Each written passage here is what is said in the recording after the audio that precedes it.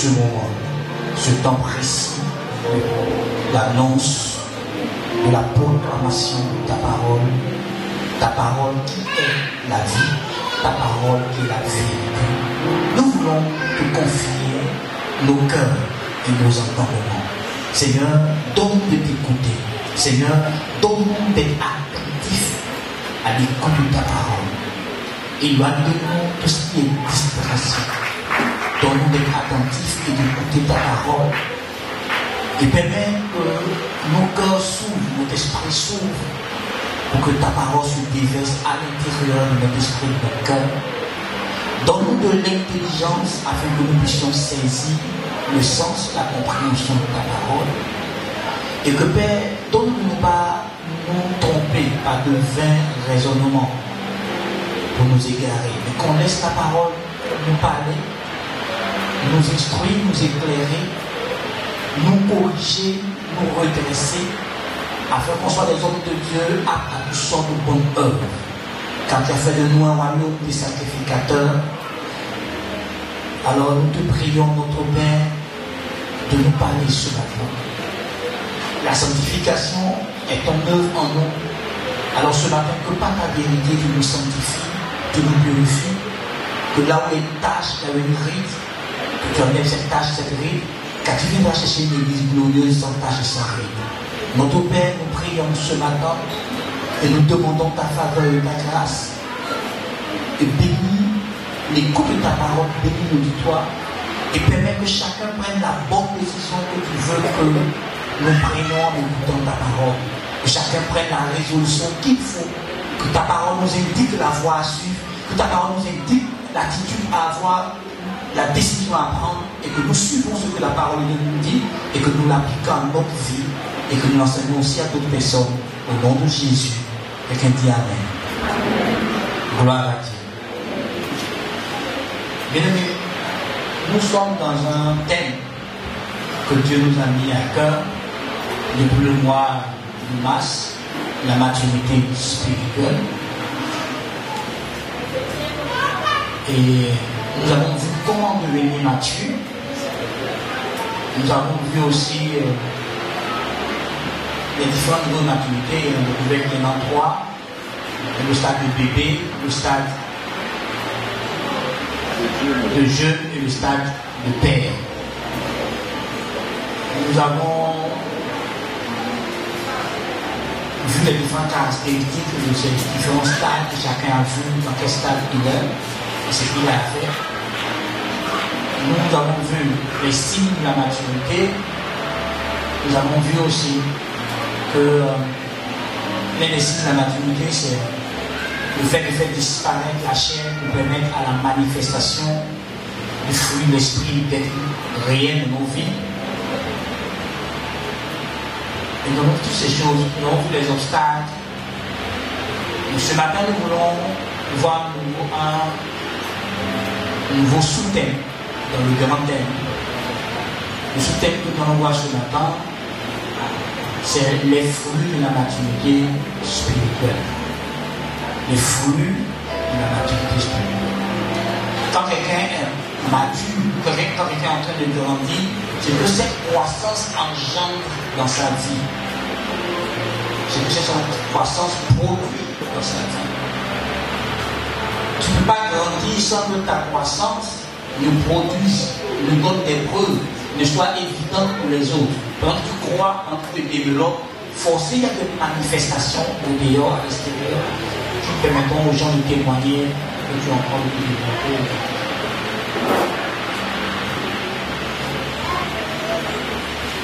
Alléluia. Alors nous allons lire ensemble dans l'Hébreu, dans le livre d'Hébreu, le chapitre 5 à partir du verset 11. Je lis dans la version Sémeur. Donc elle est un peu différente de ta version. C'est la version Sémeur. Suis-moi en lisant aussi dans ta Bible pendant que je suis en train de lire. Donc, Hébreu chapitre 5 à partir du verset 11 jusqu'au verset 14. Donc nous commençons au verset 11. C'est un sujet sur lequel nous avons bien des choses à dire. et qui sont difficiles à expliquer car vous êtes devenus lents à comprendre. En effet, après tout ce temps, vous devriez être des maîtres dans les choses de Dieu. Or, vous avez de nouveaux besoins qu'on vous enseigne les rudiments des paroles de Dieu. Vous en êtes venus au point d'avoir besoin, non de nourriture solide, mais de lait. Celui qui continue à se nourrir de lait n'a aucune expérience de la parole de justice. Car c'est encore un bébé. Les adultes, quant à eux, prennent de la nourriture solide. Par la pratique, ils ont exercé leur faculté à distinguer ce qui est bien de ce qui est mal. Amen. Veuillez vous asseoir. Donc, dans ces portions d'écriture que nous venons de lire, l'auteur parle d'une chose importante. Il parle de certains croyants qui ont duré dans la foi, qui ont duré dans la foi et qui n'ont pas grandi, qui ne sont pas développés. Ils sont restés bébés. Ceux qui devaient être plus des maîtres ne le sont pas. Ils sont restés bébés, ils sont là à comprendre, ils sont restés bébés, ils n'ont pas grandi. Donc au lieu qu'on leur donne de la nourriture spirituelle solide, on continuera de donner du lait. On leur enseigne à nouveau encore les premiers rudiments de la parole de Dieu. On leur doit enseigner les choses profondes de la parole de Dieu, parce qu'ils n'ont pas grandi. Et l'auteur dit que celui qui ne grandit pas n'a pas fait l'expérience de la parole de justice, n'a pas fait l'expérience qui enseigne une vie juste. Il est encore bébé, il est prêt à vivre, il est une vie solide, et il n'est pas capable de discerner entre ce qui fait, entre le bien et le mal. Ça nous enseigne des choses importantes.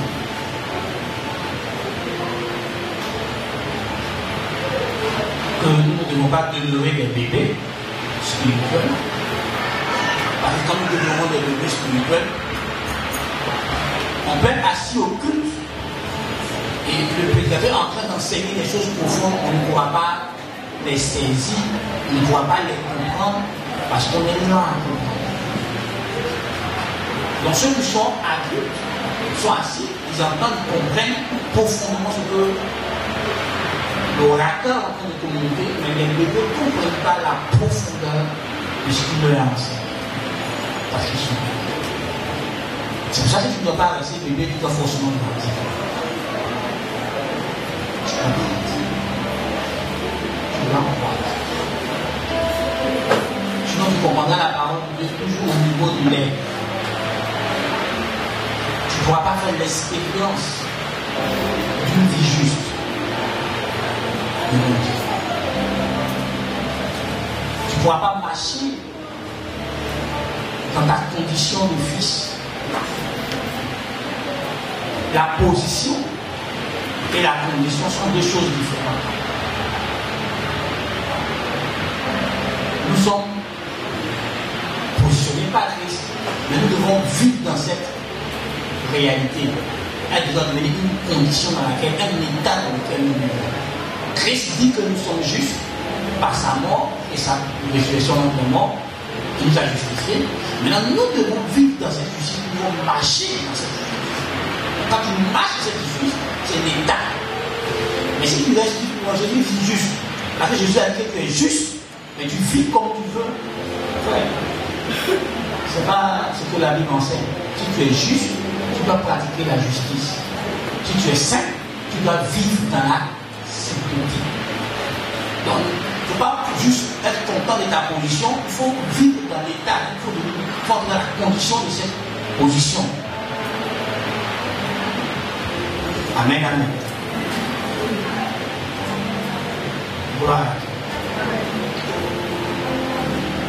Alors, si tu es grand, si tu grandis, si tu mûris, il y a des choses que ta croissance à l'intérieur vont produire, vont manifester. La première chose qu'elle va manifester, c'est que la croissance te donnera de comprendre la parole de Dieu rapidement. Elle va faire que tu ne seras pas lent à comprendre les choses de Dieu. Quand on grandit, on comprend vite Dieu, on comprend facilement l'action de Dieu, parce qu'on verra à ce point, mais je le dis quand même, tu discerneras facilement la voix de Dieu. Quand Dieu passe par des circonstances pour te parler, quand Dieu passe par des gens pour te parler, quand Dieu fait un mouvement autour de toi, ce sera facile pour toi de discerner, de comprendre l'action de Dieu. Quand Dieu sera en train d'enseigner des choses, quand tu es en train d'écouter la parole de Dieu, quand tu es en train d'écouter la prédication, ce sera facile pour toi de saisir la profondeur de ce que Dieu est en train de t'enseigner, de ce que Dieu est en train de te dire. Mais quand tu ne grandis pas, tu es lent à comprendre les choses de Dieu. Tu es lent à comprendre ce que Dieu est en train de te dire. Il te sera difficile de percevoir, de saisir la pertinence ou la profondeur de ce que Dieu t'enseigne. Parce que tu es bébé.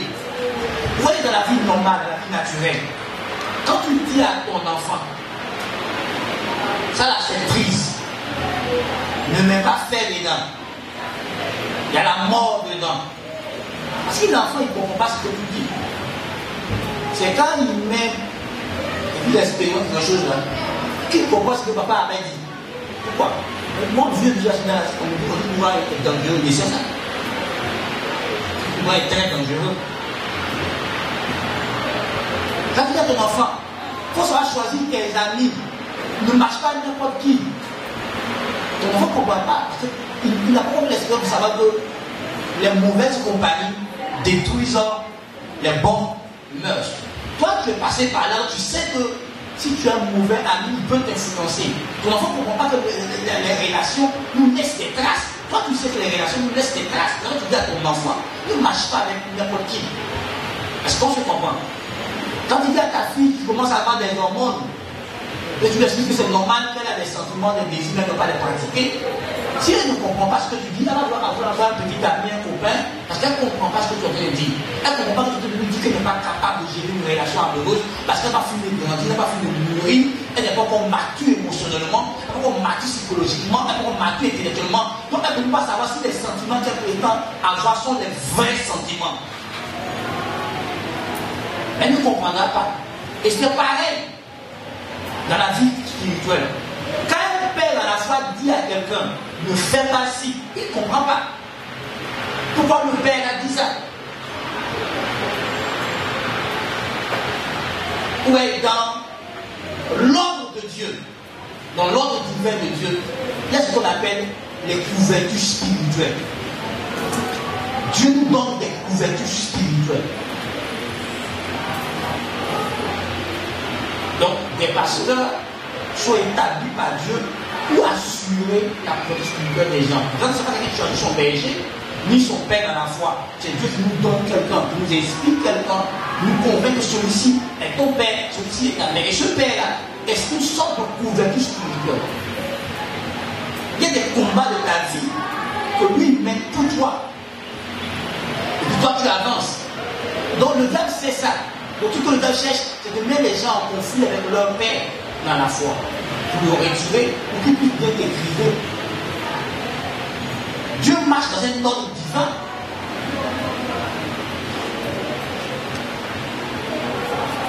Dieu marche dans un ordre divin. Donc il marche pas dans le désordre. Vous-même dites que Dieu est le Dieu d'ordre et non le Dieu du désordre. Donc Dieu met des couvertures sur lesquelles sont censés vivre. Sur lesquels sont censés évoluer. Jésus est le grand berger et puis il a établi des sous-bergers. Donc ton perfectionnement, ta croissance, ton développement, pour que tu deviennes la personne spirituelle que Dieu veut que tu sois, Dieu t'a confié à quelqu'un qui est censé veiller sur toi, qui est censé prier pour toi, qui est censé t'enseigner, qui est censé prendre soin de toi, qui est censé te développer, qui est censé te consoler et te conseiller, te consoler quand il faut, t'encourager quand il faut, te motiver quand il faut, pour que tu te développes, pour que tu deviennes la personne que Dieu veut que tu sois, pour que tu accomplisses la destinée à laquelle Dieu t'a appelé. Dieu t'a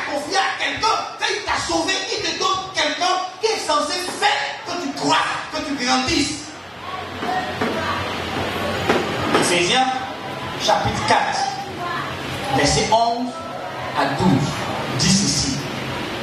Il y en a les uns comme apôtres, comme prophètes, comme évangélistes, pasteurs et docteurs, pour le perfectionnement des saints en vue de l'œuvre du ministère et pour l'édification du corps de Christ. Mais ça va plus loin. La Bible dit que nous parvenons tous à l'unité de la foi et à la connaissance du Fils de Dieu, à l'état d'homme mature, à l'état d'homme adulte, afin qu'on ne soit pas flottant à tout vent de doctrine. Donc pour que tu sois enraciné dans la foi, Dieu t'a confié à quelqu'un qui est censé te bâtir, t'équiper, te faire grandir, pour que tu deviennes ce que Dieu veut que tu sois. Et un pasteur, ou un apôtre, ou un prophète, que Dieu établit sur l'église, a la responsabilité de l'église, de faire croître l'église, de faire grandir l'église dans l'image et dans la ressemblance de la personne de Jésus-Christ. Donc quelqu'un a cette responsabilité. Dieu lui a donné cette responsabilité sur toi. D'être le gardien de ton âme, de veiller sur ton âme pour Dieu, de t'aider à te développer pour que tu grandisses dans ta ressemblance à Christ, de t'aider à te développer pour que tu grandisses, pour que tu aies une relation personnelle avec le Dieu qui t'a sauvé. Pour que tu saches comment marcher avec le Dieu qui t'a sauvé, comment adorer le Dieu qui t'a sauvé, comment servir le Dieu qui t'a sauvé, comment aider le Dieu qui t'a sauvé. Quelqu'un a la responsabilité de te faire grandir, de te faire croître, de t'éduquer, de te bâtir en Christ. Mais quand on ne comprend pas ça, quand le pasteur veut jouer son rôle, il veut s'initier dans ma vie. Il veut contrôler ma vie. Parce que c'est pas contrôler ta vie. C'est pas un gourou, c'est un berger. Son rôle est de te conduire dans une bonne relation avec celui qui t'a sauvé. Quand tu seras mature, tu verras que ton pasteur va se réguler. Parce qu'il sait que tu es mature, tu sais écouter le Saint-Esprit, tu sais rester sous le côté du Saint-Esprit, tu sais obéir au Saint-Esprit. Il a plus de rôle à jouer, il t'a connecté à l'Esprit. Tu te laisseras marcher avec l'Esprit. Mais quand tu es bébé, il est présent, sa présence est beaucoup quand tu es encore bébé. Mais plus tu grandis, plus tu verras que ton pasteur va s'effacer. Il va jouer le rôle de conseiller. Quand tu auras besoin de lui, tu viendras à lui. Il va jouer le rôle de superviseur. À distance, il va te regarder. Quand il va te écouter dans le cadre où tu t'as placé, dans l'éducation spirituelle de ta vie, il va t'interpeller pour dire non mon fils, non ma fille, tu te prends un chemin qui n'est pas celui de Dieu. Mais au départ, quand tu es bébé, tu verras la présence abondante de ton pasteur parce qu'il sait que tu ne sais rien de Dieu et qu'il ne veut pas que ta foi meure. Il est présent pour te faire grandir, pour te faire croire. Quand tu connaîtras Dieu, il s'éloignera. Parce qu'il va te chercher ton bébé. Mais là où il est, il te supervise, il t'observe pour voir si tu es toujours sur le chemin de la vie, le chemin du salut. Si tu ne veux pas, tu sors, il va t'interpeller à nouveau. Non, c'est ici que tu dois rester. Quand le pasteur fait ça, tu es là à comprendre Dieu. Parce que tu ne grandis pas. Ceux qui grandissent ne sont pas là à comprendre Dieu. Non. Ils ne sont pas là à comprendre Dieu. Pourquoi? Parce qu'ils ont fait l'expérience de la parole de justice. Ça, c'est donner les fruits que la personne crée. Ça te donne l'expérience de la parole de justice. Tu sais ce que la Bible, la vie juste enseigne. Parce que la parole de Dieu nous enseigne la vie juste devant Dieu et devant les hommes. La vie juste devant Dieu et devant les hommes. Donc plus tu grandis dans la parole de Dieu, puisqu'on nous a dit pour grandir, il faut méditer la parole de Dieu, il faut étudier la parole de Dieu, il faut la mettre en pratique. Plus que tu lis la parole de Dieu, tu la mets en pratique, tu fais l'expérience de la vie de Dieu. Tu fais l'expérience d'une vie juste, d'une vie droite. Tu fais l'expérience d'une vie intègre devant Dieu. Tu commences à avoir une communion avec Dieu, une intimité avec Dieu. Donc tu sais ce que Dieu veut, ce que Dieu ne veut pas. Tu connais les pensées de Dieu et tu connais les pensées des hommes. Tu connais les pensées de Dieu, tu connais les pensées du diable. Tu sais faire la différence de ces deux pensées. Celle de Dieu, celle des hommes et celle du diable. Tu fais la différence clairement. Quand Jésus était assis devant Pierre, il demande: qu'est-ce que les gens disent que je suis? Pierre nous rapporte ce que les gens disent. Il dit: ok, qu'est-ce que vous, mes disciples, vous dites que je suis? Quand Pierre, inspiré par le Père, sous l'onction du Saint-Esprit, Pierre va dire à Jésus: tu es le Christ, le Fils du Dieu vivant. Jésus dira à Pierre, tu n'es ni la chair, ni le sang qui t'ont révélé ceci, mais c'est mon Père qui est dans les cieux qui t'a accordé cette révélation. Comment Jésus sait qu'à ce moment précis où Pierre est en train de parler, c'est son Père qui parle. Ensuite, il commence à annoncer ce qui va arriver dans la suite des temps. Pierre lui dit, il n'est pas dit ça quand Jésus annonce qu'il va mourir et qu'il va ressusciter. Pierre le reprend. Pierre dit non. Jésus dit à Pierre, allume de moi Satan. Comment Jésus sait qu'en ce moment précis, ce n'est pas Pierre qui parle, mais c'est Satan qui est en train de parler. Parce qu'il est mature. Il a su à quel moment c'était les pensées des hommes. Quand les hommes disaient c'est l'un des prophètes, c'est Jérémie, c'est Isaïe, il savait que ce n'est pas de lui que il parlait. Quand son père parle par la bouche de Pierre, il lui reconnaît la voix de son père. Quand le diable parle par la bouche de Pierre, il lui reconnaît. Frère, c'est la même bouche de Pierre qui a parlé. La même bouche de Pierre a traduit ce que les hommes disent. La même bouche de Pierre a dit ce que Dieu dit. La même bouche de Pierre a dit ce que le diable dit. Jésus a su à quel moment Pierre parlait, à quel moment le diable parlait, à quel moment son père parlait. Tu n'es pas capable de discerner la voix de Dieu. Et c'est toi qu'on veut te conduire. Ah, je suis grand. Tu es grand en quoi? Tu n'es pas capable de reconnaître la voix de Dieu. Pour te donner ça comme signe de maturité. Les signes de maturité, tu es capable de reconnaître la voix de Dieu. Donc, premièrement, tu n'es pas là à comprendre. Tu comprends les choses de Dieu parce que tu es habitué. Deuxièmement, tu as fait l'expérience de la parole de Dieu. Troisièmement, tu es capable de discerner. Tout ça, c'est tout le test qu'on a vu. Moi, je te dis le test que le test que je suis en train de travailler. Donc, tu n'as qu'à lire Hébreux 5, 11 jusqu'à 14. Tout ce que je t'ai dit, c'est tout dans ces trois versets. Frère, tu n'es pas capable de reconnaître la voix de Dieu. Tu n'es pas capable de discerner. Comment tu as grandi? Frère, quand tu grandis, l'une des choses que ta croissance produit, c'est le discernement. Tu sais discerner entre le bien et le mal. Parce que tu as exercé ta faculté, tu as développé cette faculté à discerner ce qui est bien, ce qui est mal. Tu l'as exercé, tu as développé ça, tu as bâti cette capacité au travers de tes méditations, au travers de tes expériences que tu vivais avec Dieu pendant des années. Donc quand tu parles de maturité, quand Dieu parle, tu sais quand Dieu a parlé. Frère, c'est quand Dieu m'a dit ça, Dieu m'a dit ça.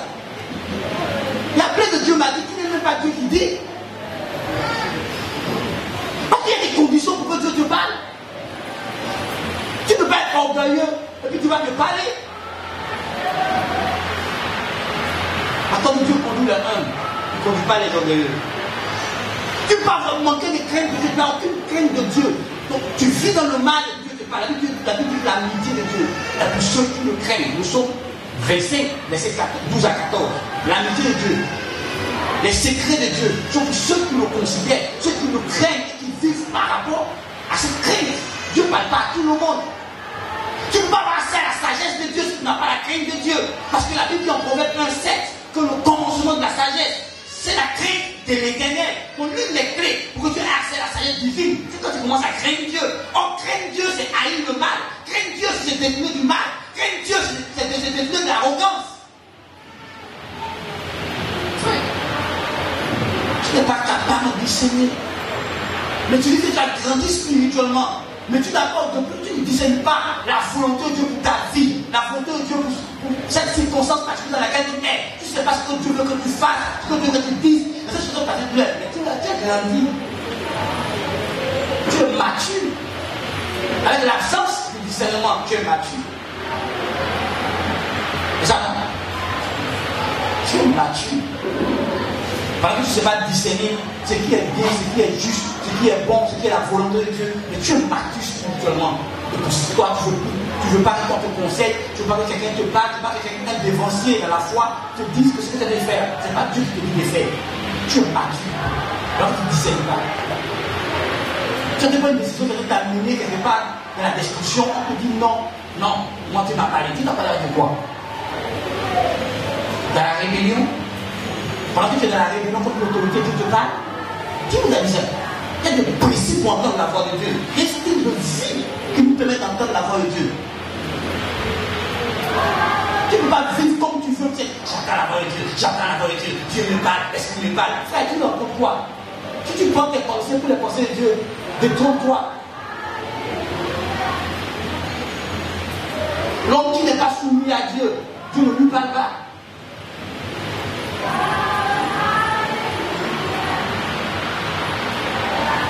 Oh non, Dieu me parle, Dieu me parle, Dieu me parle. Frère, on regarde ta vie pour savoir si Dieu te parle. Parce qu'il y a des conditions que tu dois développer dans ta vie pour que Dieu te parle.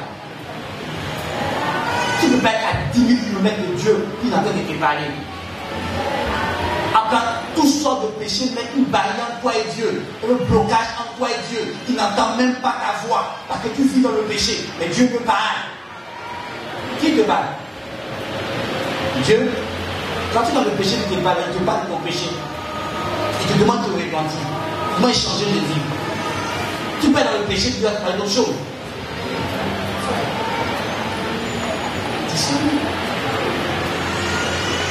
Donc la maturité produit le discernement.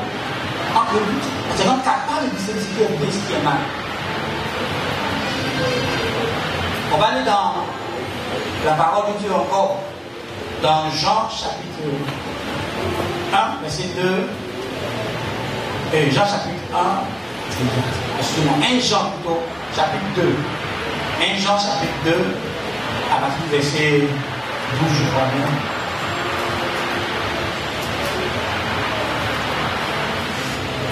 Un Jean, voilà, à partir du verset 12, je lis. Je vous ai écrit ceci, enfants, vos péchés sont pardonnés grâce à Jésus-Christ. Je vous ai écrit ceci, Père, vous connaissez celui qui est dès le commencement. Je vous écris ceci, jeunes gens, vous avez vaincu le diable. Je vous le confie, enfants, vous connaissez le Père. Je vous le confie, Père, vous connaissez celui qui est dès le commencement. Je vous le confie, jeunes gens, vous êtes forts. La parole de Dieu demeure en vous et vous avez vaincu le diable. Alléluia. Donc, la croissance spirituelle nous donne d'être forts et de demeurer dans la parole de Dieu, de garder la parole de Dieu, de rester attaché à la parole. Quand tu grandis spirituellement, tu t'affermis, tu deviens fort.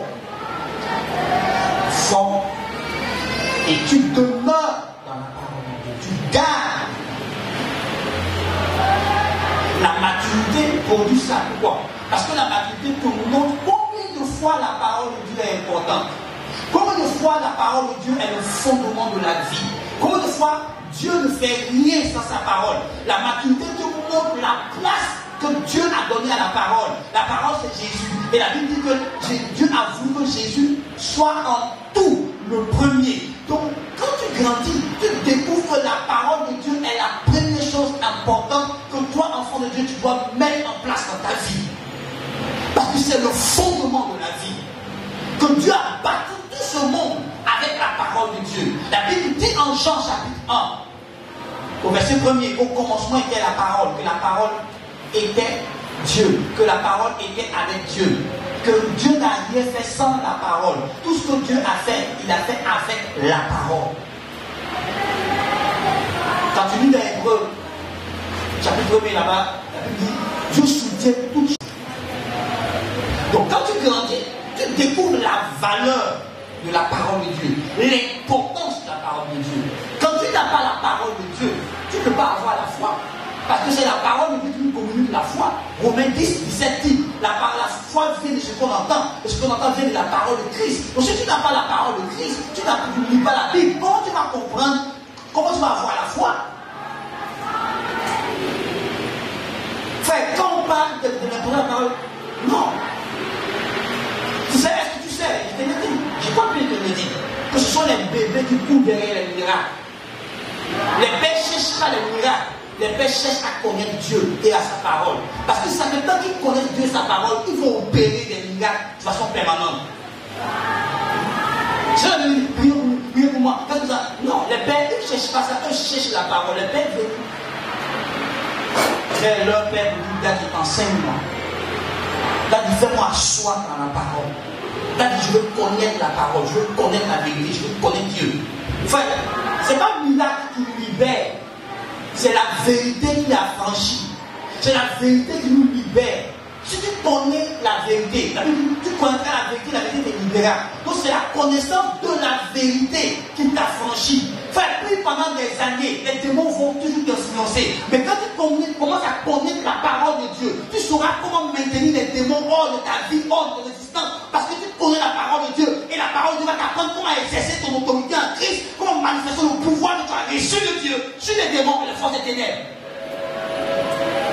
Celui qui prie pour toi, pour exercer son autorité, c'est parce qu'il t'a appris comment exercer son autorité, qui dit au démon au nom de Jésus sort. Mais toi, tu ne sais pas comment ils chassent, ils vont aller, ils vont revenir. Ce que tu ne sais pas, les démons vont puis reviennent. Mais quand ils reviennent, c'est ta connaissance en Dieu. Ton ta communion avec Dieu, qui les mettait hors, qui ne permet pas d'entrer à nouveau. Tu vois, ils vont et puis reviennent. Quand les chassent, ils ne vont pas rester là-bas. Ils vont et puis ils reviennent. Mais quand ils vont revenir, tu n'as pas l'autorité pour leur résister. Tu n'as pas la parole de Dieu. David a dit à Dieu, comment je peux faire pour être bien devant toi? Dieu a dit, garde ma parole. Il dit, je sais ta parole dans mon cœur afin de m'empêcher contre toi. Quand le diable est venu attaquer Jésus-Christ, il est venu tenter Jésus-Christ, il a pris même la parole pour parler à Jésus-Christ. Il a dit à Jésus-Christ, jette-toi. Car il est écrit dans la parole que ton Père ordonnera tes anges de te porter. C'est la parole d'un homme. Et puis Jésus lui a répondu, il a aussi écrit. Donc tu vois même le diable utiliser la parole pour t'attaquer. Enfin, tu veux comprendre, regarde autour de toi, toutes ces églises, ces fausses églises, ces sectes, ces fausses religions. Parmi même les églises dites évangéliques, il y a des fausses églises évangéliques. Il y a des faux enseignants. C'est la même parole de Dieu, mais le diable réussit à les tromper, à les séduire. Quand quelqu'un ne comprend pas pourquoi Dieu a laissé dans la Bible la polygamie qui nous enseignait plus que la polygamie n'est pas bon. Ce n'est pas une bonne chose. Et puis il dit non, la polygamie, c'est parce que la polygamie dans la Bible, ça justifie qu'on doit convaincre d'autres polygames. C'est parce que le diable a séduit, a trompé. Tu comprends? Le diable a séduit, il a trompé. Donc le diable a troqué la vérité. Enfin, tu regardes autour de toi. Des gens sont dans des fausses religions qui parlent même de la Bible, qui parlent même de Dieu. Mais lequel Dieu? Pas du Dieu qui est dans la Bible. Ils parlent d'un Dieu qu'ils ne connaissent même pas. Parce qu'ils n'ont aucune relation avec Dieu. Pour que tu puisses parler de Dieu avec exactitude, il faut que tu aies une intimité avec lui, une relation personnelle avec Dieu. Tu ne pourras pas parler de Dieu avec exactitude si tu es loin de Dieu. Tu ne connais pas, tu n'es pas intime à Dieu. Donc quand tu grandis, tu connais l'importance de la parole de Dieu. Tu sais que tu ne peux pas avoir une bonne relation avec Dieu si tu ne connais pas la pensée de Dieu, tu ne connais pas les voies de Dieu, tu ne connais pas la volonté de Dieu, la parole authentique de Dieu.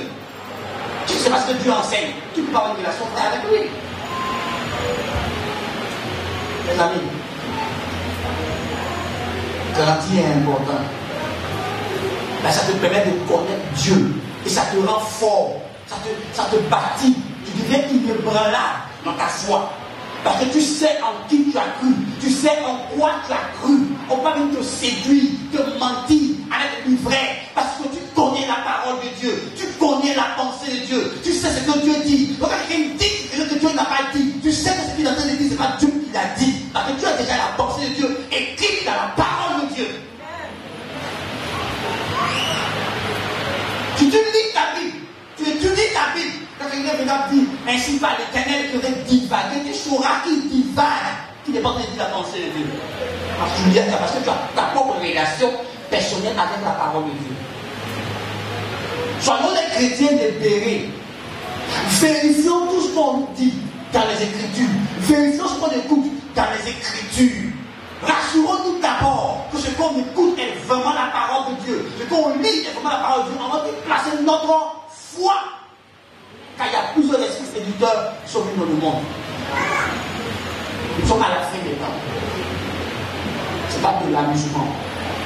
C'est ton salut. Là où tu vas passer ton éternité, c'est ça qu'il s'agit. Là où tu vas passer ta vie toujours, c'est ça qu'il s'agit. C'est ça que tu joues maintenant sur la terre ici. ne faut pas t'amuser avec ton salut. Il ne faut pas t'amuser avec ton salut. Frère, est-ce que tu demeures dans la parole qu'on t'a appris? La parole que tu as reconnue comme étant la parole de Dieu, est-ce que tu demeures dedans? Tu es venu à l'église, ça fait plus de 5 ans, plus de 10 ans, plus de 20 ans, 40 ans, toi ça fait quelques mois, mais tu as appris des choses sur la parole de Dieu et tu as reconnu ça comme étant vrai, tu as reconnu ça comme étant la parole de Dieu. Est-ce que tu demeures dedans aujourd'hui? Est-ce que tu es en train d'appliquer ça à ta vie, ces principes de vie que le Seigneur t'a appris? Est-ce que tu es en train de pratiquer, tu es en train de persévérer dans leur application jour après jour, nuit après nuit, dans ton quotidien, parce que tu les as reconnus comme étant la parole de Dieu, la pensée de Dieu, que tu les as gardées dans ton cœur, afin que rien ne les arrache, que rien ne dévore la parole précieuse de Dieu. Et ça, c'est le deuxième niveau de la maturité qu'on dit on demeure à la foi. On dit jeunes gens, vous êtes forts, vous demeurez dans la parole. C'est le deuxième niveau. Ce n'est pas un père qui va douter de la parole de Dieu.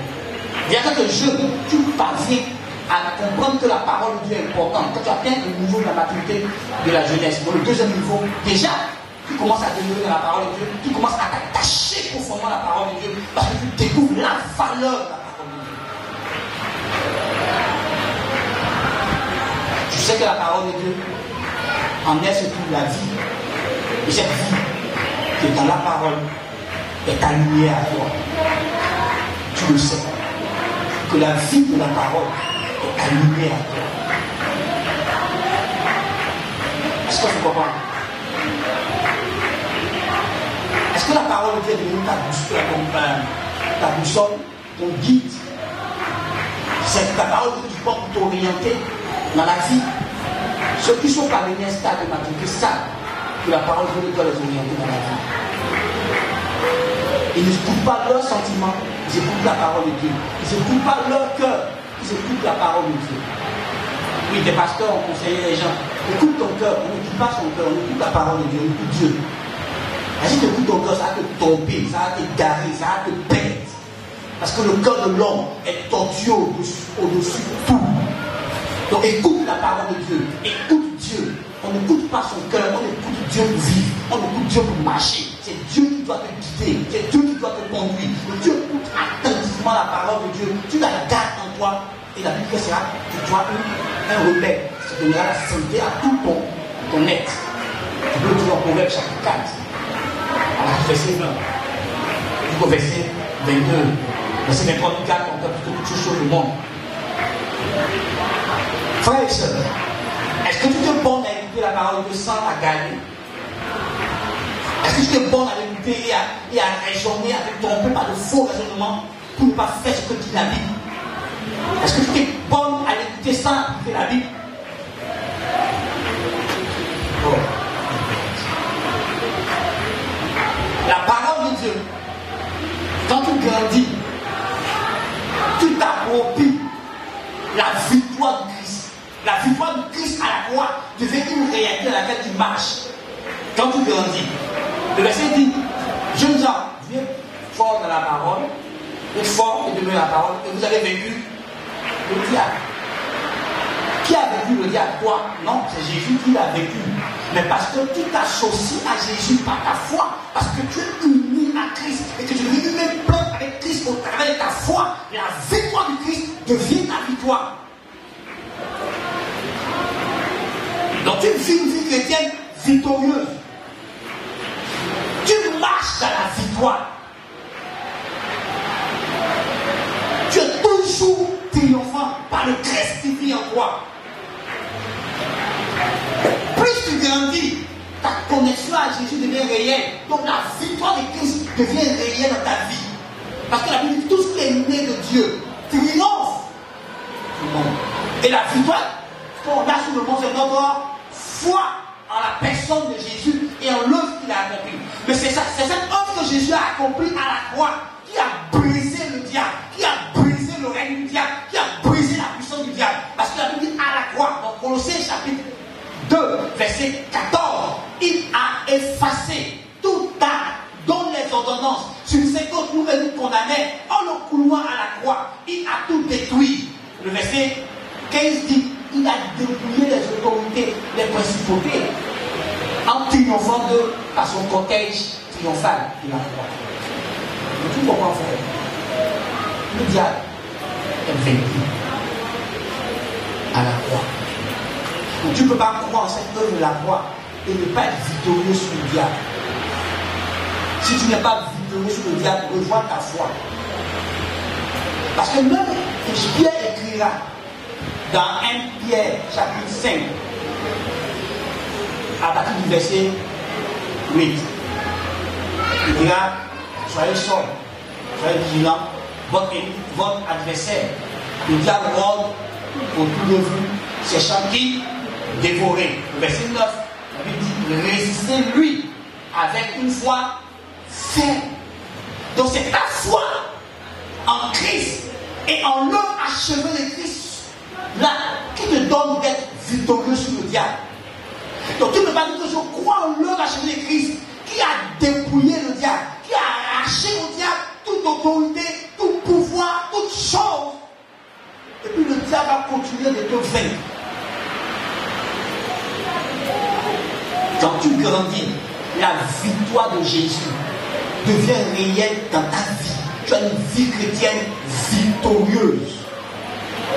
On voit la victoire de Jésus manifestée chez toi. Quand tu grandis, tu vis ça, la victoire de Jésus. Tu as vaincu le diable en Jésus-Christ. Et parce que tu grandis, le diable te bat. Parce que tu es fort. Parce que Jésus t'a fermé dans ta foi. T'a fermé dans ta marche avec lui. Parce que la parole de Dieu demeure en toi. Et comme la parole de Dieu est l'épée du Saint-Esprit. Le Saint-Esprit c'est celle de la parole pour t'aider dans tes combats, dans tes victoires. Frères et sœurs. C'est pour ça que je t'encourage à grandir. Pour que tu jouisses de la vie que Jésus t'a donnée. Il y a tellement de chrétiens qui ne jouissent pas de la vie de Jésus. Qui font que la mort de Jésus devienne comme si elle est ultime. Alors que c'est la mort de Jésus et sa résurrection que le fondement de la crise et l'énergie de la puissance de Dieu. Comment tu peux vivre une vie chrétienne dans la défaite comme ça? Parce que tu ne grandis pas. Quand tu grandis, tu découvres ta valeur, tu découvres ton identité en Christ. Tu découvres qui tu es. Tu comprends qui tu es. Quand tu comprends qui tu es, tu ne peux pas permettre au diable de jouer dans ta vie.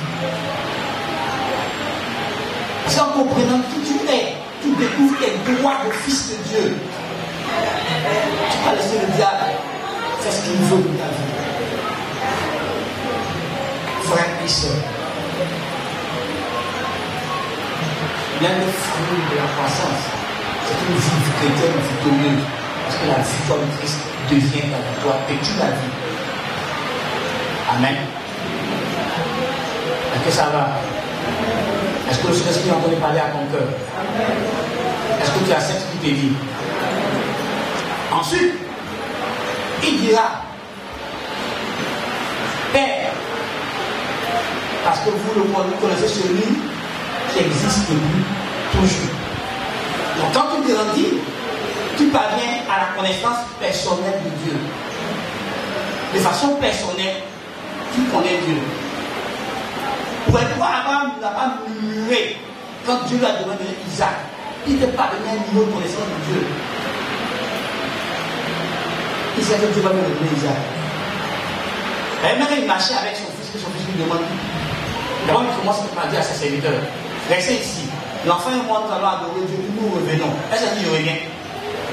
Il dit, nous revenons. Comment il ne sait pas revenir lui? Ce n'est pas l'enfant qui m'a donné en holocauste. Mais il dit, nous revenons. Hein? L'enfant qui s'est brûlé là, il s'est tué et brûlé. Il dit, nous revenons. L'enfant nous demande, papa, je vois le couteau, je vois le feu, je vois le bois. Nous voilà, il faut te gagner. Dieu lui-même ce pouvoir-là, c'est lui qui a dit qu'on va tuer un homme. Si le gars de te tuer, c'est son problème. Alors, parce que Dieu n'a pas pouvoir à la nuit. Parce qu'il connaît Dieu. Mais Hébreu explique ça tout à l'heure, dit, Abraham croyait dans son cœur. Et il pensait que Dieu allait ressusciter Isaac.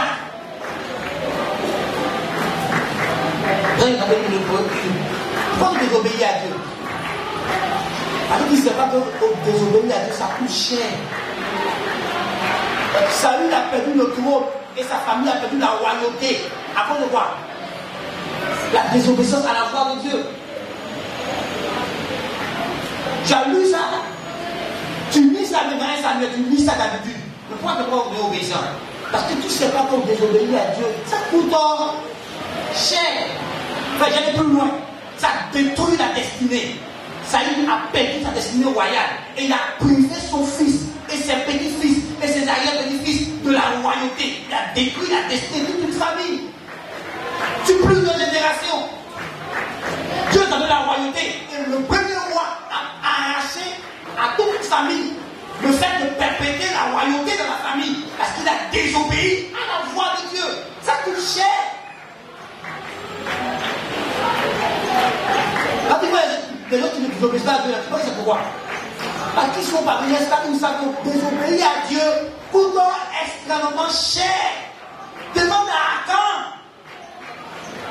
Sa famille a été tuée. Il a imposé une défaite à Israël. Sa famille a été tuée. Ses animaux, tous ses propriétés ont été détruits, voués par interdit, pour avoir désobéi à Dieu. La désobéissance a des conséquences. Ça coûte cher. Ah, Dieu pour passer, il comprend. Qui t'a dit ça? Demande à David. Son propre fils est élevé contre lui. Son propre fils a réclamé la royauté. Son propre fils a couché à ses concubines sous le toit du palais royal. Et tout Israël était au courant de déshonorer son père. Il a pourchassé son père pour ôter la vie à son père, son propre père. Parce qu'il avait désobéi à Dieu en couchant avec la femme d'Uri. Les conséquences ont suivi. Si désolé, ça ne fait rien. Oui, il faut être bébé, on dit ça. Demande à Moïse. Il n'est pas entré à Canaan parce qu'il a désobéi à la voix de Dieu. Parce que Dieu l'a dit pas le rocher, il a tapé le rocher. Dieu l'a dit, tu ne pas besoin de faire. Tu vas rester ici. Dieu l'a. Lui, je sais ce qu'il a fait de lui. Il a enterré au sous-poste, il posait de lui. Mais où tu es resté en haut là-bas, dans la montagne de Dieu. Oui. Tu peux te permettre de désobéir parce que tu ne sais pas ce que ça fait. Tu ne connais pas le coût de la désobéissance. Quand tu connais le coût, tu ne passes pas par la désobéissance. Tu fais tout pour te soumettre et obéir à Dieu. Quel que soit ce que ça paye, tu dois payer ton prix, tu obéis à Dieu. Parce que tu ne connais pas le coût de la désobéissance que tu t'amuses avec le péché. Vous savez, il y a un temps pour l'ignorance. Mais quand tu es éclairé et que toi-même volontairement tu désobéis à Dieu,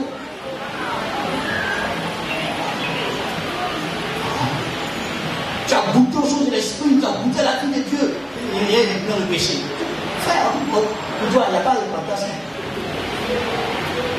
Vous dites les Hébreux, tu vas pétiner le sang de Jésus, tu vas pétiner l'esprit de la grâce, tu vas t'amuser de cet esprit, tu vas retourner dans le monde et dans le péché. Vas-y. Tu vas voir le goût qu'il y a dedans. Tu vas voir pourquoi les gens se sanctifient. Pourquoi ils se gardent. On lit ta Bible. Dans Romains chapitre 3, verset 23. Tous ceux qui ont péché sont privés de la gloire de Dieu. Ça te prive de la gloire de Dieu. Demande à Adam. Il a été chassé des jardins de délices pour aller mener une vie difficile. Il avait tout à sa disposition. Mais parce qu'il a désobéi à la voix de Dieu. Il devait travailler maintenant à la sueur de son front pour gagner son pain. Il a été chassé de la présence de Dieu. Qu'est-ce que tu peux faire dans la vie si la grâce de Dieu n'est pas sur toi? Qu'est-ce que tu peux accomplir sans la grâce de Dieu, sans la faveur de Dieu, sans la bonne main de Dieu sur ta vie? Si Dieu n'est pas là pour bénir ce que tu fais, ça va produire quoi? Et nous nous méprisons la présence de Dieu, nous méprisons la grâce de Dieu. Frère, qu'est-ce que tu peux bâtir sans Dieu? La Bible dit que tu as bâti sans Dieu, bâti en vain. On ne veut pas que Dieu parle. On ne veut pas que Dieu parle de nos vies, que Dieu nous conduise, que Dieu nous dirige. Dieu n'a qu'à se taire. On fait ce que nous on veut. Dieu n'a rien à dire. Frère, tu as accompli quelle destinée sans Dieu? Il est l'auteur de ta vie. Ce que ton âme désire, ce que la chose à laquelle ton âme aspire, c'est Dieu qui a mis la pensée de l'éternité en toi. C'est Dieu qui a mis son dessein profond en toi. Frère, tu ne pourras pas l'accomplir. Il faut demander à Moïse. Moïse est au service du Pharaon. Mais le dessein de Dieu, le plan de sa vie bouillonne en lui. Il veut défendre ses frères. Il veut libérer ses frères de l'oppression des Égyptiens. Mais il ne peut pas. Quand il essaie de faire ses propres forces, il ne pouvait pas. Ça l'a fait fuir de l'Égypte. Mais ses propres frères n'étaient pas prêts à l'accepter. Il y a un des nouvelles dit au Pharaon ce que tu as fait à l'Égyptien. Frère, il les a défendus. Mais il était prêt à aller le vendre. Il a fallu que Moïse rencontre le Dieu vivant dans le buisson ardent et que Dieu le oint, que Dieu lui donne l'onction pour que Moïse aille et que Moïse libère le peuple d'Israël. Tu ne peux pas accomplir la destinée de ta vie que tu ressens dans ton âme sans que Dieu ne soit présent, sans une relation vivante avec Dieu. Donc tu peux même découvrir le plan de Dieu si tu ne veux pas témoigner, mais tu ne pourras pas l'accomplir sans l'assistance permanente de Dieu du début jusqu'à la fin. Ton âme aura des désirs, ton âme va ressentir, tu feras beaucoup de choses, mais tu n'es pas satisfait, parce que ce n'est pas ce à quoi Dieu t'a destiné. Donc tu fais, mais au plus profond de ton être, tu n'es pas satisfait. Seul Dieu peut satisfaire l'homme. Il est irremplaçable dans notre vie. Il a fait en sorte d'être la pierre angulaire. Donc si tu rejettes cette pierre pour bâtir, tu bâtis sur du sable. Jésus est le fondement de la vie. Il a fait en sorte d'être la source de nos vies. Il est notre source. On ne peut pas se dépointer de Dieu, dépointer de vivre. Si tu te dépointes de Dieu, tu meurs spirituellement. C'est fini. La vie s'arrête. C'est lui la vie. Donc si tu ne peux pas bâtir la vie sans Dieu, ok. Vas-y, on va voir. Regarde-les. Regarde ces riches de la terre sans Dieu. Ils ne sont pas heureux, ils ne sont pas satisfaits. Regarde-les, ils ont des positions de dignité. Mais ils continuent de rechercher des positions de dignité encore. Ils ont toutes sortes de bénédictions, de gloire. Mais ils veulent, regardez, ils sont âgés, ils doivent rentrer à la retraite. Mais ils veulent être président de la République. Regardez. Parce qu'il y a un seul qui satisfait l'âme de l'homme. C'est son créateur, c'est Dieu. Frère, regardez, ils ont des milliards sur leur compte bancaire, mais ils ne sont pas heureux, ils sont angoissés. Toi, avec tes 2000 francs, parce que tu as la grâce de Dieu dessus, tu es en paix et tu es heureux. Frère, écoute-moi, quand je suis chez moi à la maison, je n'ai pas problème pour la Seigneur vient me chercher à aller mon compteur. Avec des vols pas pour moi, je ne prends pas le mur. C'est pas bon.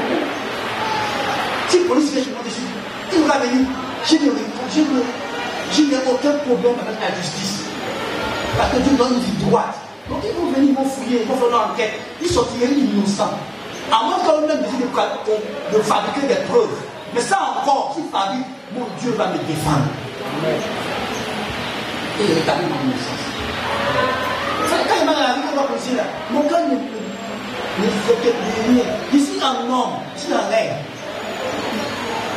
Frère, quand il va gendarme, je salue, et autorité. Ça va? Je salue. Je ne me reproche rien. Mais tu vois, il y a des gens qui vont gendarme, ils ont problème. Parce qu'ils sont des voleurs. Parce qu'ils ont fait infraction à la loi. Donc ils ont peur. Frère, si un gars d'un pauvre vient, il rentre dans l'entreprise, il n'y a rien. Il a vérifié, on ne triche pas, on n'a pas de comptabilité. On paye nos impôts toute l'année. Donc on n'a pas de problème avec ça. Il contrôle, il s'en va. Il ne peut rien trouver dans mes affaires. Il gère mes affaires avec honnêteté. Donc je n'ai pas à créer une autorité. Parce que je respecte l'autorité. Pourquoi on n'a pas d'autorité? Parce qu'il y a des choses que tu fais qui va contre ce que l'autorité a établi là. Donc tu n'as pas la paix. Tu as peur que l'autorité découvre ça.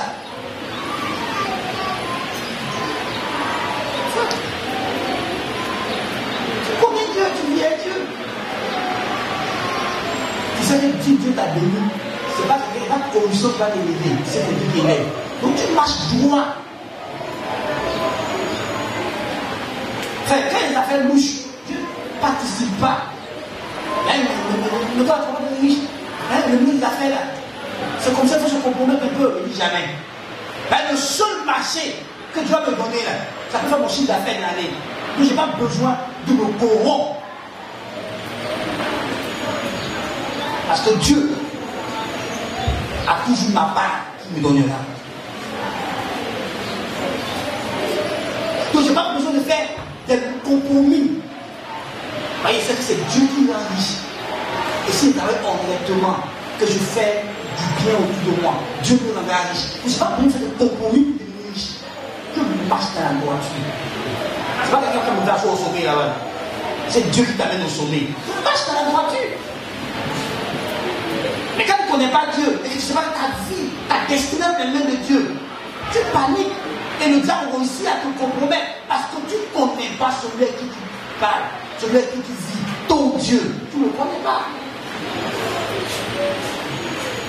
Garçon vient, il te blague, il te compromet. Chose que tu connais Dieu, tu sauras que Dieu trouvera un homme, une femme pour toi autant marqué. Donc tu attends. Tu ne te compromets pas. Tous ceux qui veulent te compromettre, tu les chasses. C'est un signe que c'est pas Dieu qui l'a envoyé. C'est un signe que c'est un fils du diable. Pourquoi il veut te faire quelque chose que Dieu t'interdit de faire? Frère, Dieu a mis des normes pour te protéger. Tu ouvres ces normes, mais tu as te détruire. C'est tout. Tous ces barrières que Dieu a mis, c'est pour te protéger. Quand Dieu dit ne fais pas ça, c'est pour te protéger. Dieu ne t'interdit pas une chose qui n'est pas pour ton bien. Esaïe dit que Dieu nous instruit pour notre bien. Donc quand Dieu dit qu'il ne faut pas faire ça, c'est parce que c'est pour ton bien qui dit ne fais pas ça. Tu ne le vois pas, va faire, tu vas voir. Que c'était pas, c'était vraiment dangereux. Il ne faut pas te fier à ton jugement. Fie-toi au jugement de Dieu. Il maîtrise la vie, puisque toi, lui-même la vie, il est le concepteur de la vie. Tu ne peux pas enseigner la vie à Dieu. C'est à Dieu de t'enseigner la vie. Mais toi, tu ne peux pas enseigner la vie à Dieu. Et on refuse de connaître Dieu, on refuse de l'écouter, de le connaître et respecter ce qu'il nous dit. C'est créer des problèmes.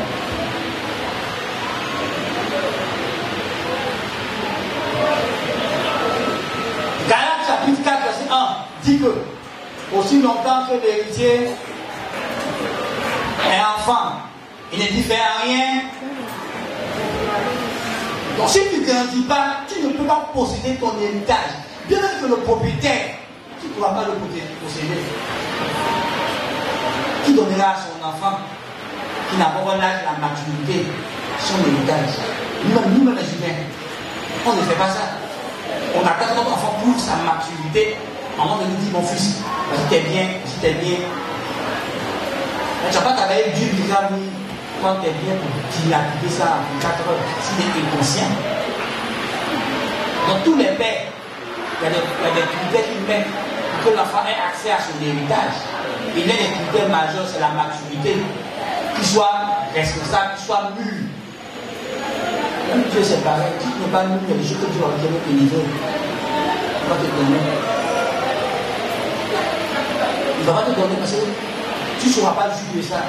Tu risques de te détruire toi-même avec. Donc grandissons. Grandissons. Si tu veux que le ciel te livre ton héritage sur cette terre, et puis le reste va t'attendre le ciel là-bas. Grandis. Si tu ne grandis pas, le ciel te livrera pas. Ensuite, si tu grandis, tu deviens plus utile à Dieu. Et tu portes beaucoup de fruits. Plus tu grandis, plus Dieu peut te responsabiliser, plus tu peux te confier plus de tâches, plus de choses à faire. Et tu deviens plus utile à Dieu quand tu grandis. Tu portes du fruit pour la gloire de Dieu. Donc quand tu ne grandis pas, frère, veux que Dieu te confie des responsabilités. Tu ne peux pas. Il sait que tu ne pourras pas les assumer, les supporter, les fardeaux là. Il donne des fardeaux à ceux qui sont grands. Parce qu'il faut assumer. Tu ne veux pas grandir. Donc tu vois, tu as l'impression que tu n'es pas utile à Dieu. Dans ta vie, Dieu a déposé des choses extraordinaires. Il y a des dons, il y a des talents, il y a des choses, il y a des compétences que Dieu t'a données. Mais si tu ne grandis pas, tu ne sauras pas les utiliser pour la gloire de Dieu, pour le service de Dieu. Grandissons. Ouais, grandissons. Ça nous rend plus utiles.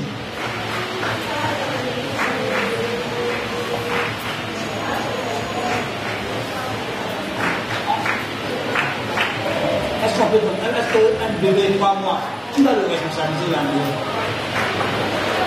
Tout le monde sort le bébé, surveille la maison, genre, il a besoin d'être surveillé lui-même, il ne peut pas surveiller les choses. Donc quand tu grandis, on te donne des responsabilités. La vie normale nous montre ça. La vie naturelle nous montre. On donne des responsabilités à ceux qui grandissent. Quand tu ne veux pas grandir, on ne te confie pas de responsabilité. Peu importe ton âge physique, quand tu te comportes comme un enfant, qui te confie une responsabilité? Malgré ton âge physique, on ne te confie pas de responsabilité. Quand les enfants de Joseph se comportent comme des idiots, ils ne veulent pas grandir, on ne peut pas confier de responsabilité. Dieu a confié ça à Joseph.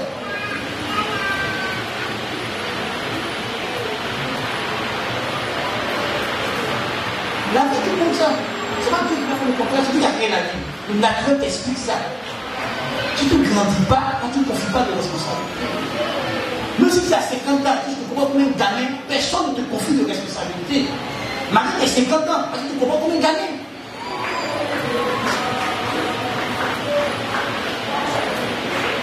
Donc la maturité, ça n'a rien à voir avec l'âge physique. Ça a à voir l'âge spirituel, l'âge émotionnel, l'âge intellectuel. Ça n'a rien à voir l'âge physique. Donc tu peux grandir physiquement. Mais quand on te regarde raisonner, on te regarde agir, les gens auront peur de confier des responsabilités. Tu n'arrives pas à les assumer. Pourquoi tu veux que Dieu te confie des responsabilités?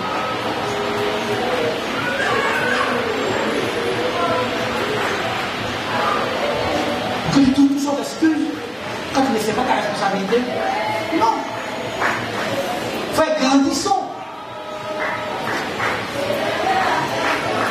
Nous ne demeurons pas enfants, nous ne demeurons pas bébés.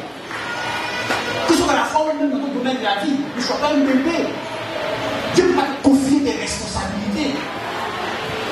Vous voyez, avoir un enfant, c'est une responsabilité. Ton enfant, sa vie, c'est qu'il va devenir comme une personne. Ça dépend de ce que tu leur sais. Quelle valeur tu donnes à ton enfant?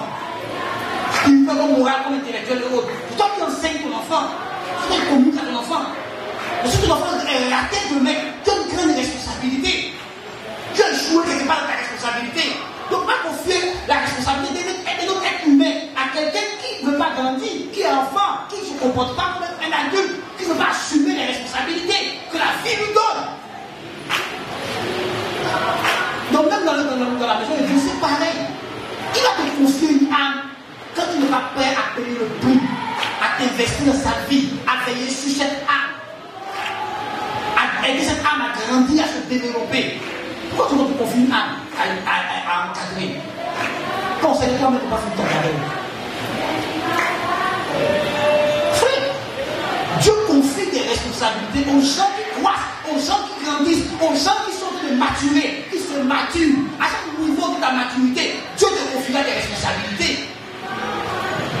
À chaque niveau de sa maturité. Parce que pour certaines responsabilités, tu as besoin d'un certain niveau de maturité. Si tu ne l'as pas, on ne va pas te donner cette responsabilité. Ça va te détruire. Vous ne voyez pas les enfants de nos parents qui ont raté la vie de leurs enfants. Parce que ça m'a fait de grandir. Attendez, écoute-moi. Comment moi, un adulte, je prends mon enfant, et puis on s'en va dans ma maquille, et puis je lui donne à boire. Mon enfant de 3 ans. Je fais quelque chose de mon enfant, c'est dans ma maquille, je m'en vais faire quelque chose de mon enfant, et puis on boit devant mon enfant. Je dois avoir mon enfant qui peux boire demain. Jamais. Tu ne peux pas faire ça. Il y a tout d'endroits pour fêter à la maison de mon enfant. Je suis une adulte. Tu vois le milieu où tu ne peux pas mener mon enfant parce qu'il va voir les images qu'il ne peut pas voir. Oh, je sais que mon enfant apprend par mimétisme. Parce que c'est une repose qu'il voit. Frère, tu ne peux pas. Tu ne peux pas. Si tu veux dire, monsieur, compliqué, il est les enfants. Je suis adulte, je suis restreint de mes enfants. Il y a des endroits où ils ne peuvent pas fréquenter, ils ne peuvent pas aller. Ma Bible m'enseignait que où les filles de l'autre ont appris qu'ils peuvent enlever leur père et coucher avec le lycée. Où elles ont appris ça? C'est à Sodome et à Gomorrhe. Enfin, c'est une question d'orgueil. Il faut choisir mon lieu d'habitation là. Il y a plein de paramètres que je prends en compte. C'est une question d'orgueil. Ok, les endroits où tu aurais détruit tes enfants. Il y a un pasteur m'a enseigné que moins cher, ça coûte cher. Tu vois, écoute-moi. Tu payes 10 habits à 200. C'est 10 habits, non? Et puis un paye une chose chemise à 15 000. Quand toi tu mets tes habits de 200 là, 2 fois, qu'est-ce qui arrive? Hein?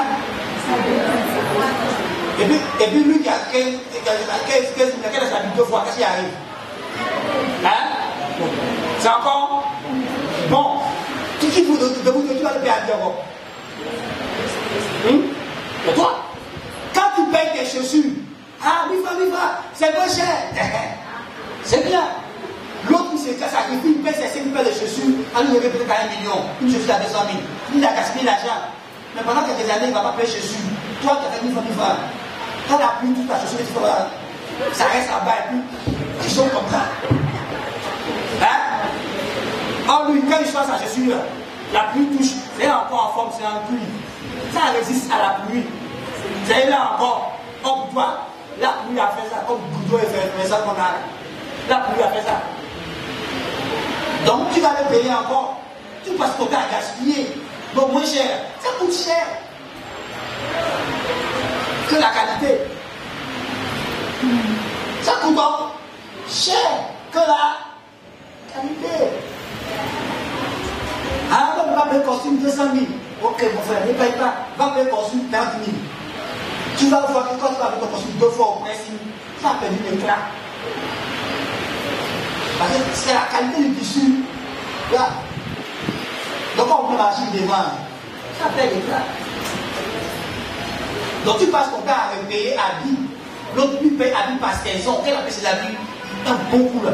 Il attend des mois ou des années avant de payer habits encore. Pendant ce temps-là, il fait autre chose. Il réalise d'autres choses.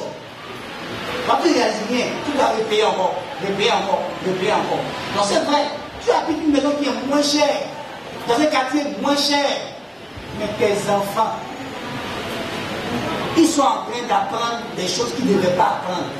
Parce que l'enfant voit la tante du quartier, elle a porté mini, voici le bagage derrière, et puis elle danse. Tu reviens du travail, l'enfant commence à danser, tu reçois ça. Tu regardes quoi? Elle voit la tante à danser, la tante dit bon enfant, ma fille danse ensemble. Donc danse pour couper la tante du quartier. Et toi tu es au travail, quand tu reviens, la tante du quartier après l'enfant commence à couper, t'es décalé. Enfin, moi quand tu dis à ma fille, comment je dis, tu es la femme de mon fils, je dis hey, non. Le livre du passage, elle va pas ta femme de ton fils. C'est pas comme ça décidé. Tu dis, mais c'est la vérité. Il ne faut pas dire à mon enfant quelque chose une fois, je ne dois pas avoir encore le temps. Laisse-la grandir. Je ne suis pas dans les plaisanteries. Je ouvre l'esprit de mon enfant pour commencer à avoir des pensées qu'il ne doit pas avoir. Je ne suis pas le gars. Qui tout est sur Dieu? Il y a un jeune homme qui dit d'abord il faut qu'il aime ma fille, qu'il aime qui. Si tu ne veux pas te mettre en prison, elle est mineure. Je ne peux jamais que je reprenne. Si c'est comme un ami sain, camaraderie, tu vas venir me planifier. Tu ne vas pas venir mettre quelque chose dans sa tête. C'est pas comme le temps pour mariage. Quand le temps pour mariage venir, elle ne commence à sortir, c'est le temps. Laisse-la grandir. T'as compris? Regarde. Que tu me mettes en prison. Et que ma fille, si tu ne veux pas avoir ça sur ta conscience, qui va le mettre en prison devant toi. Parce que tu es mineur et il est adulte. Elle fait des séances dans son niveau là. Elles ne sont pas divers. il vient nous voir, il nous met en prison. Ses parents me demandent de apprendre que je ne suis pas mineur, il nous montre qu'on doit une loi qui protège les mineurs, il nous met en prison. Il a laissé tranquille, non. Elle a déjà qu'il parlait, il sait que je ne suis pas dans la maison. Il est fait. Laisse-la dire. Ça va appeler à l'école, ça va pas appeler pousser. C'est la vie, on va te faire pousser. Laisse-la. On va appeler ça. Tu vas te partager son temps avec toi. Alors, est-ce qu'on a fait c'est pour ça que c'est dur pour aller réussir?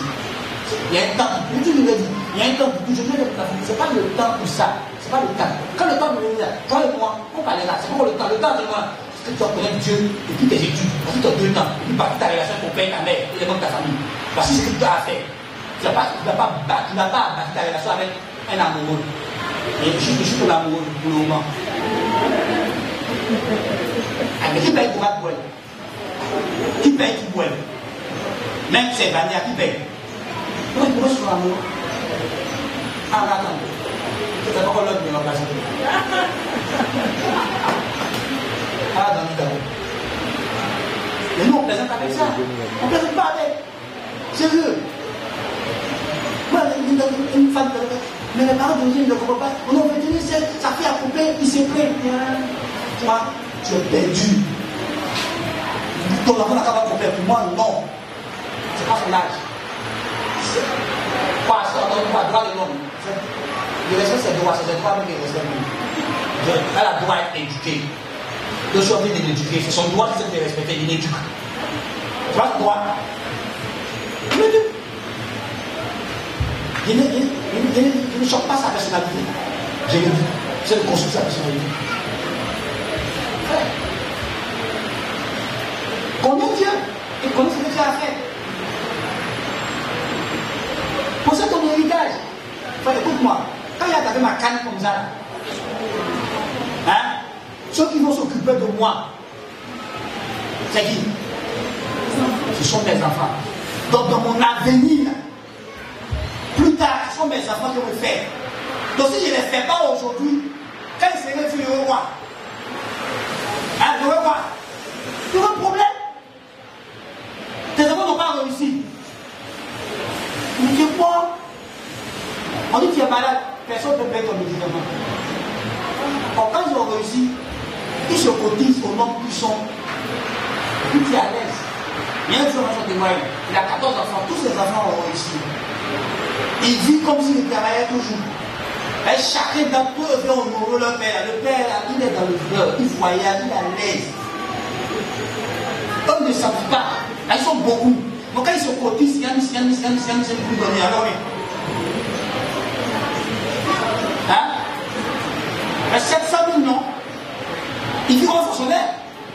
700 000 francs, tu n'as plus de charge. Hein?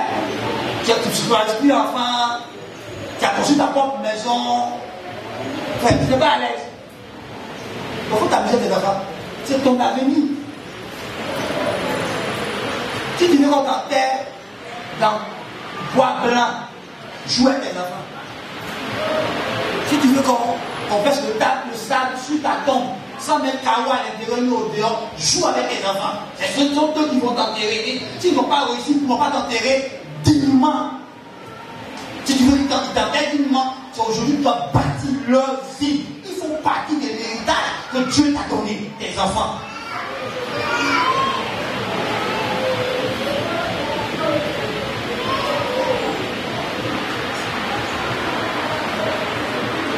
Donc, qu'est-ce que tu as dit comme flux?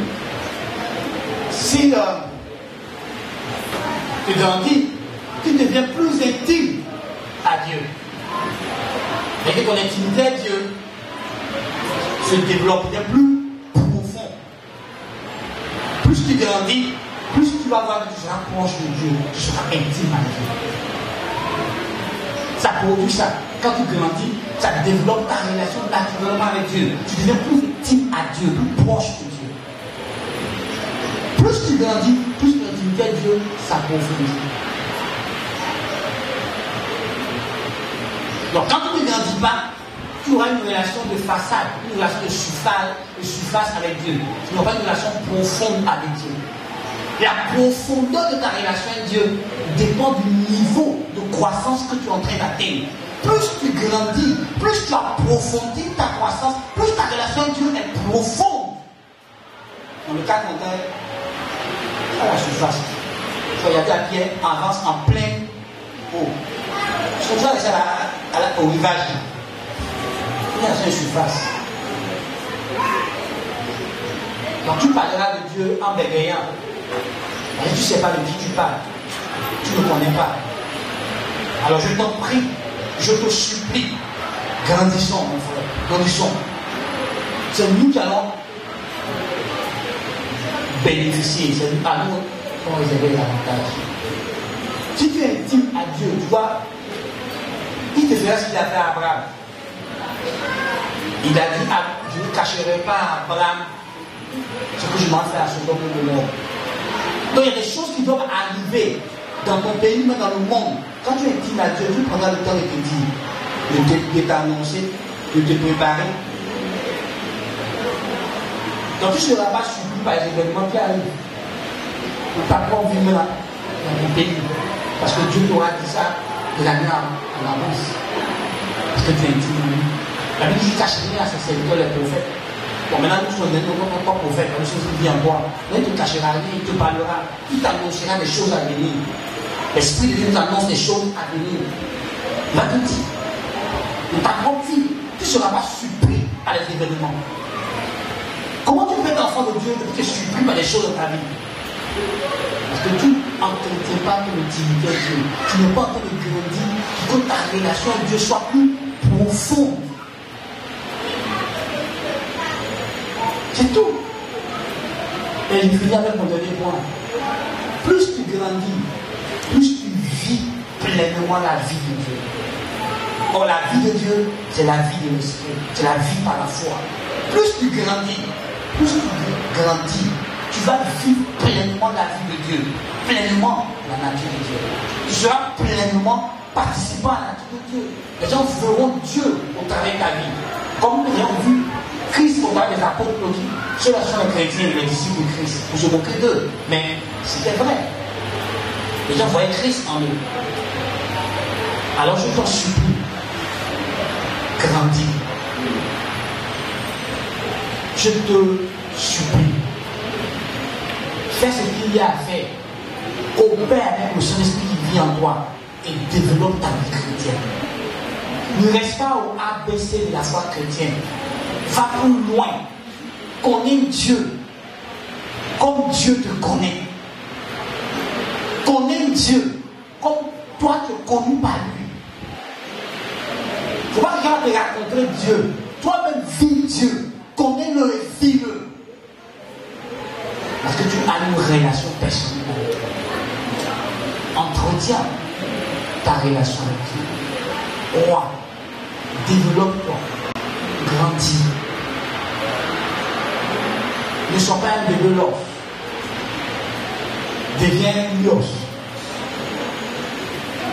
Car ce sont les huios que Dieu conduit. Romains 8, 14. Car l'Esprit de Dieu conduit, tous ceux qui sont conduits par l'Esprit sont les fils de Dieu. Quand tu parles la version grecque, c'est écrit huios, les fils matures. Les personnes sont parvenues à une certaine maturité. Or, quand tu vois Jean chapitre 1, verset 12, à tous les gens qui ont son nom, enfant de Dieu, là-bas c'est écrit Nébios, Bébelos. Donc tu l'as reçu bébé. Mais pour qu'il te conduise, tu dois devenir mature. Tu dois grandir lui pour le connaître, pour te guider dans la vie de tous les jours. Alors sois mieux, grandis. Collabore pour le Saint-Esprit et grandis. Grandis pour que tu aies accès à toutes sortes de grâces, de bénédictions. Grandis pour que tu sois utile entre les mains de Dieu. Grandis pour que Dieu passe par toi pour manifester son royaume, pour étendre son royaume sur la terre des hommes. Grandis. Je t'en prie. Pendant que tu as su maintenant, baisse la tête. Tu as une décision à prendre. Tu as un engagement à prendre. Tu as entendu durant près d'un mois et demi une série d'enseignements sur la maturité spirituelle. Maintenant, tu as une décision personnelle à prendre. Tu as un engagement à prendre avec ton Dieu. Parce que ton Dieu veut que tu grandisses. Dieu veut que tu croisses. Dieu veut que tu deviennes mature. Il ne veut pas que tu restes bébé. Que vas-tu faire avec cette volonté de Dieu? Tu as une décision à prendre ce matin. Tu as un engagement à prendre ce matin. Alors commence à parler avec ton Dieu. Commence à présenter la décision que tu veux prendre à ton Dieu. Je veux que tu quittes le niveau dans lequel tu es pour un niveau plus grand, un niveau de maturité plus grand. Commence à parler avec ton Dieu. Présente la résolution que tu as prise. Parle avec ton Dieu. Présente l'engagement que tu as pris. Parle avec ton Dieu. Parle avec lui maintenant.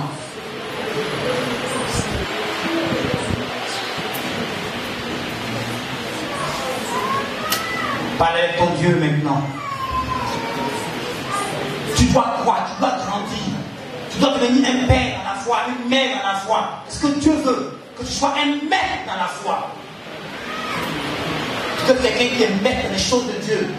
Parce que tu as grandi, tu deviens maître dans les choses de Dieu. Tu peux enseigner les autres, tu peux encadrer les autres, tu peux bâtir les autres, tu peux enrôler les autres à grandir aussi. Parce que tu connais le chemin, parce que tu as parcouru le chemin toi-même. Prie ce matin. Décide ce matin de grandir avec Dieu. Dis au Saint-Esprit, je veux grandir, aide-moi à grandir. Si je veux collaborer avec toi, ma croissance spirituelle, parle au Saint-Esprit. Je veux collaborer avec toi pour pouvoir grandir spirituellement, pour pouvoir me développer spirituellement, pour pouvoir devenir un père dans la foi, une mère dans la foi. Seigneur, parle à Dieu. Parle au Saint-Esprit ce matin. Tu dois être profond dans ta révélation de Dieu. Tu dois être profond dans ta connaissance de Dieu. Tu dois être profond dans ton amitié avec Dieu. Tu dois être profond dans ta piété. Tu dois être profond dans ta foi. Profond dans les choses de Dieu. Parle à Dieu ce matin. Dis à Dieu, je suis fatigué d'être au rivage. Je vais aller en plein eau. Je vais être profond dans la révélation de Dieu. Je suis fatigué d'être bien bas de la révélation chrétienne. Je vais avoir la profondeur. Je veux te connaître dans la profondeur. Je vais accéder à la profondeur de la révélation de ta parole. Seigneur, aide-moi à grandir. Seigneur, aide-moi à croire. Parle à Dieu. Demande à Dieu de t'aider à grandir. Parle avec le Seigneur. Prends un engagement avec Dieu ce matin. Que tu vas désormais travailler à ta croissance. Tu vas travailler pour te développer spirituellement. Pour devenir mature. Que tant que Jésus n'est pas arrivé, tu deviendras de plus en plus mature jusqu'à ce que Jésus arrive, jusqu'à ce que Jésus vienne te chercher.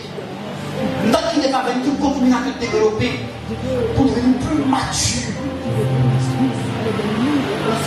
Parle à Dieu ce matin. Car sans son aide, tu ne peux pas y arriver.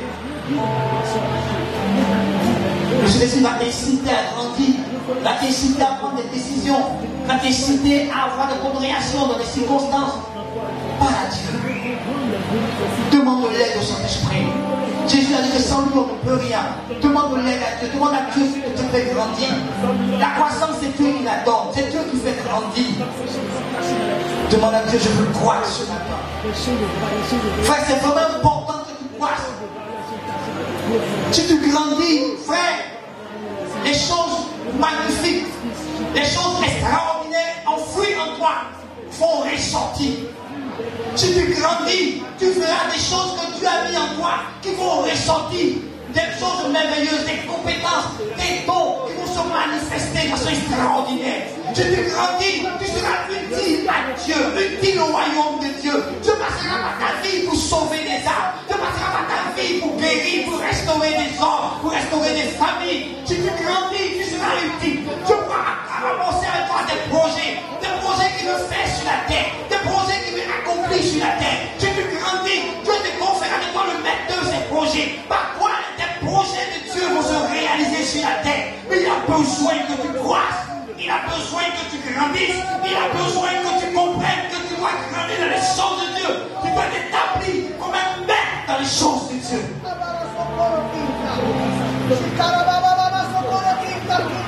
Parle de Dieu ce matin. Demande-lui de faire la grâce. de quitter la stagnation. Longtemps tu stagnes dans ta vie spirituelle. Dis à Dieu, je veux plus stagner dans la vie spirituelle. Je veux grandir, je veux croire. Je fais des progrès spirituels qui seront évidents. Tu dois dire, parle à Dieu ce matin. Parle avec Dieu, parle avec lui. Dieu veut que tu croisses. Dieu veut que tu grandisses. Dieu veut que tu te développes spirituellement. Parle à Dieu ce matin. Dans la main à Dieu, dis à Dieu, voici, aide-moi. Aide-moi à y arriver. Aide-moi à me développer spirituellement. Aide-moi à grandir. Aide-moi à croire. Seigneur, je veux m'élever dans les choses de Dieu. Je veux devenir maître dans les choses de Dieu. Devenir maître dans les choses de Dieu, dans les choses de l'esprit. Parle à Dieu, parle à Dieu, parle à Dieu. Parle avec ton Père ce matin. Parle avec ton Père. Crie à ton Père ce matin. Il veut faire quelque chose ce matin. Dieu veut t'aider à croître. Dieu veut t'aider à grandir. Dieu veut t'aider à quitter le niveau spirituel pour un niveau plus grand, un niveau supérieur. Que tu vas atteindre une dimension supérieure de la maturité, la marche avec Dieu. Tu veux croître dans ta marche avec Dieu. Tu veux aller plus loin dans ta marche avec Dieu. Parle à Dieu ce matin. Chaque aspect de ma vie va changer. Mes émotions, mon caractère, mon comportement, mon habitude. Je m'alimente tes mains afin de marcher avec mon caractère, d'aller plus loin, Seigneur. Être mature spirituellement.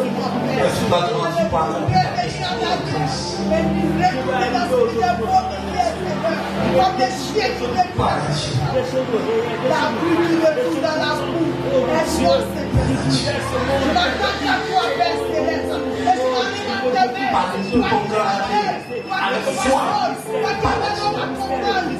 Tout ton cœur parle avec Dieu ce matin. Crois, je vais grandir. Père! Parce qu'il peut profiter l'homme à enliser le royaume des cieux, à la manifestation de la terre des choses. Mais que les messagers, j'ai besoin de ta Alléluia. Ça te bénit de vous, tu vas mettre en sur ton cœur, je vais prier pour toi. Toute l'église. Père céleste, nous te demandons ce matin la grâce de grandir, la grâce de mûrir. Père, fais la grâce à cette congrégation de grandir, donne à chacun de se développer spirituellement. Seigneur, aide chacun à croître, aide chacun à se développer, à grandir. Je te présente toute personne ici présente et toute personne qui nous suit sur le net maintenant et qui a pris la résolution de grandir. Je prie que tu l'assistes au Saint-Esprit.